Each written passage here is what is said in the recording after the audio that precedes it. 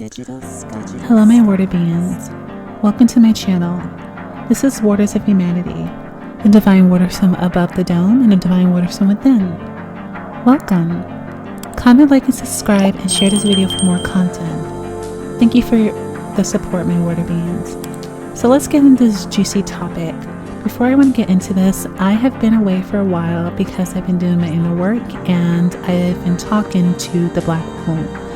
A lot of things are going to be going down here. I said it before, in 2024, it's going to happen big time. And I want to dive more deeper in the divine feminine, because it's really important for people to grasp the idea of the divine feminine that is supposed to be ushered here in this world. The concept of the divine feminine and her presence in the modern world is a topic worth discussing.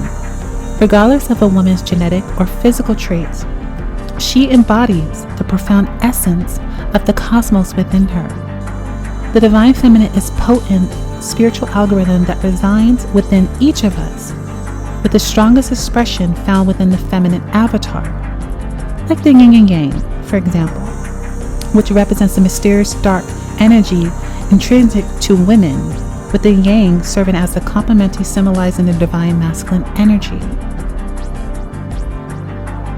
Also, I want to talk more about why it's important for people to love each other and not basically judge one another based on their avatar.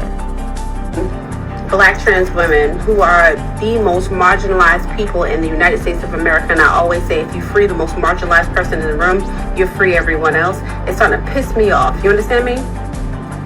So I want to start a new trend, and hopefully cisgender black women will do it with me. For those who are not threatened by the black trans woman who sets the trends, I want to say, I love you, black trans women. You are innovative. You are the standard.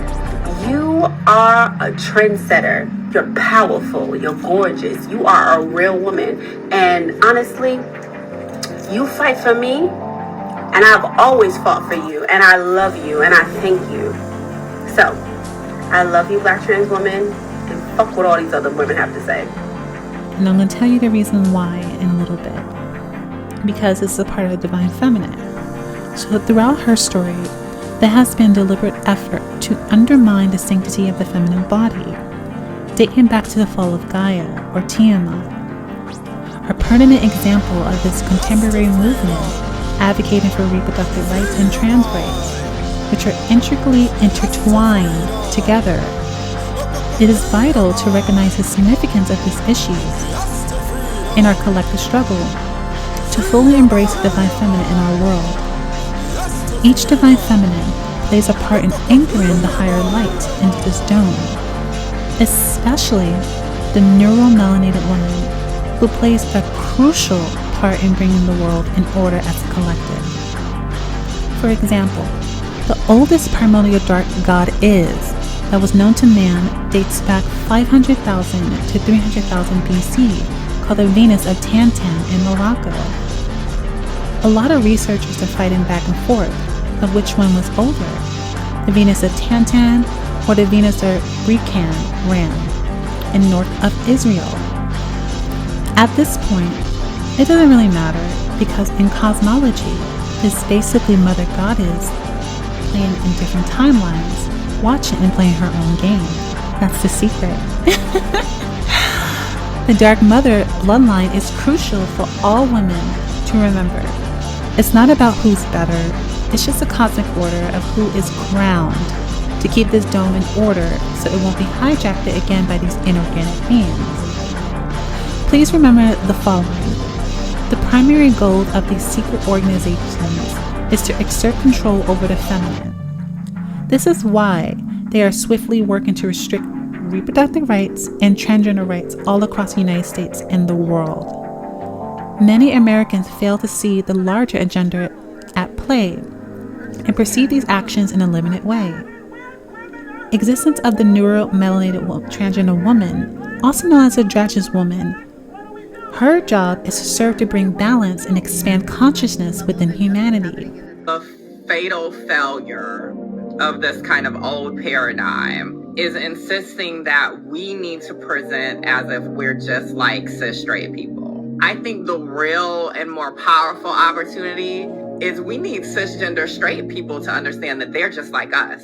Okay, talk to me. In the sense of we're all failed by these restrictive notions of who we should be. There is no perfect portrait anymore of, you know, this cis straight man and woman couple with, you know, their 2.5 kids and like this kind of American dream. That doesn't really exist. I mean, you see it in the increased divorce rates. You see it in this ire between men, cisgender men and cisgender women. And a lot of this is about their insecurities around their identities and who they're supposed to be in this world, because they're trying to fit this script that we shredded up a while ago. And look at us, and they can't stand that many of us are figuring out how to thrive outside of that script, because they were promised and entitled to a full life because of that script, and it's not actually happening. Ooh. Now, y'all know y'all gonna be unpacking that one. It is important to consider why the trans community has been targeted throughout these timelines by politicians and secret organizations, as this impacts the well-being of the individual and society as a whole on a quantum level. Transphobia is actually spiritual warfare. A lot of us, unbeknownst to y'all, a lot of us come from matriarchal communities where women and queer individuals were honored for being more closely connected to God or different deities, okay? And if y'all would crack open a book or two, you would learn that the spirits that you're trying to read on, that you're trying to learn about, they are also queer. A lot of the Orishas, right? A lot of y'all love the Orishas. They're popular right now. They're trendy. Well, a lot of them are queer, specifically non-binary by definition. There's a thing called two-spirited, three-spirited, and in some cultures even honored five-spirited people. Nowadays, we would say that is a non-binary individual. So a lot of cultures, and you won't realize it today because white supremacy and colonization messed this up for a lot of us, but we actually come from cultures that honored queer individuals for being more closely connected to God or being special messengers of God.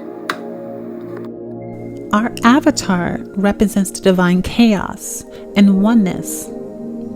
The law of gender is very common practice in the law of nature in the cosmic egg, for beings to change its gender when there is an imbalance in the system, in the divine womb.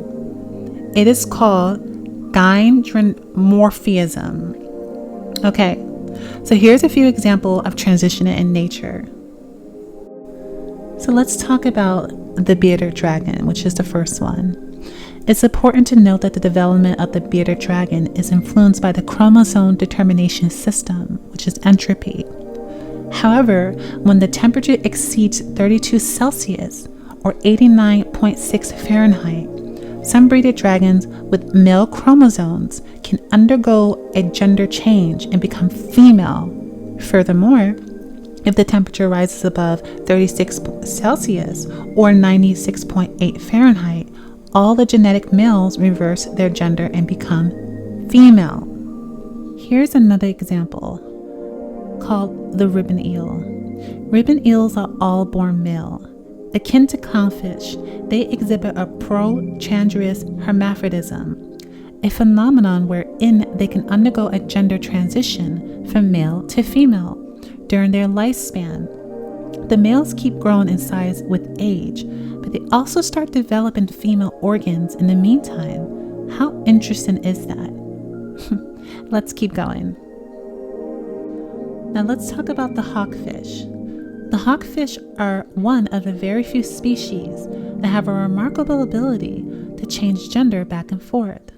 While many fish can only change from female to male, hawkfish can reverse their sex from male to female if the harem loses a lot of females, or if the newer male is challenged.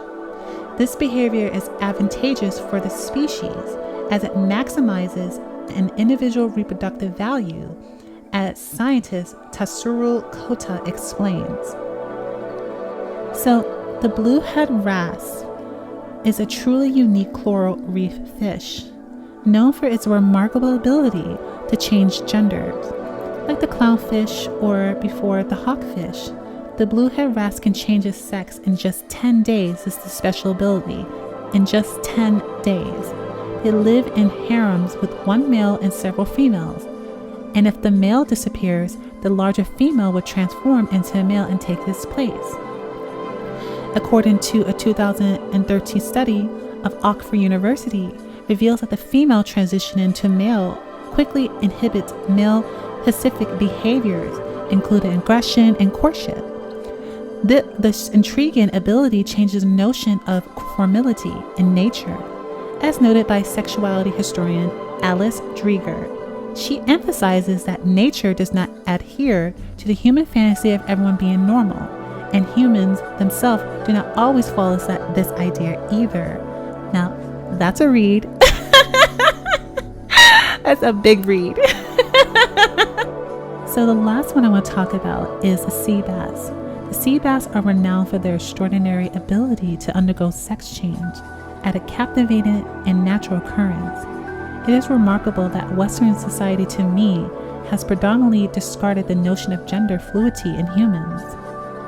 It is a form of controlling the anatomy of our divineness as multidimensional beings, embracing the idea that humans can encompass both genders and that transitioning between sex or gender is a natural facet of life. Particularly in relation to the divine feminine, it is imperative.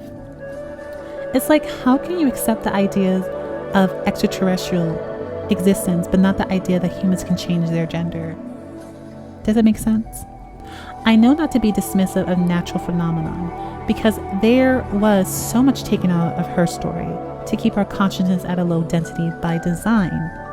So many resets of human past, kingdoms, nations destroyed over and over by these inorganic beings.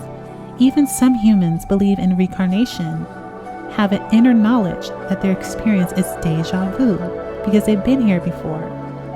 Even the Gnosis teaching of Christianity states that the main interest of Gnosis Apostle Thomas, saying 22, states that, however, lies in what the follow disciple questions.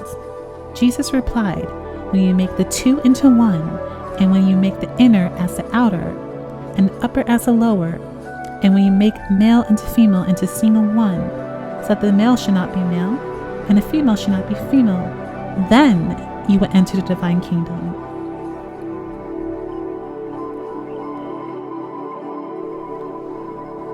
It is important to note that this information may cause a strong reaction for most Christians, as it suggested that Jesus was a shapeshifter.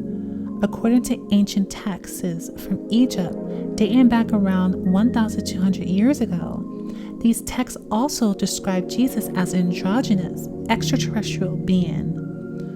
Also, we can even go further than 1,200 years ago, as Christian scholars pervertedly appropriated ancient Kemetism, spiritual teachings of the Holy Trinity, around the circa 3000 BCE to the circa 400 CE, removing the Dark Mother iconography. The original Trinity was Asar, Aset, and Haru. The concept of the triple dark goddess has been altered by colonizers who changed the name of Aset to Jesus, reversing the Trinity to the Father, Son, and the Holy Spirit in order to establish a patriarchy paradigm. Now, I encourage you all to conduct your own research, as I did, to verify this information. In my previous video, The Dear Black Woman Who Think Like Just Hilarious, I discuss how many people worldwide are unknowingly worshiping transgender androgynous beings. Again, as I said before, to ascend to highest or higher dimension, it is vital to release a program spell of identifying with only one gender, because again, we are multidimensional beings. Divine Feminine embodies freedom, love, truth, light, balance, order, joy, and life. Having experienced the highest dimension, I can confirm that our current 3DQ matrix experience does not reflect the true reality of the divine womb we should be collectively living. The divine feminine is an extension of the creatrix power, Remember, we are one organism, and the more that you are in tune with the divine wisdom as a higher being, the more you will see that what you were fed as a child was a reverse spell created from inorganic beings. With that being said, I hope this video expanded your consciousness, encouraged you to explore your inner being and realize that you are so much more than what society tells you. Until next time, with love. I love all of you. This is Borders Humanity chiming out. Okay, bye.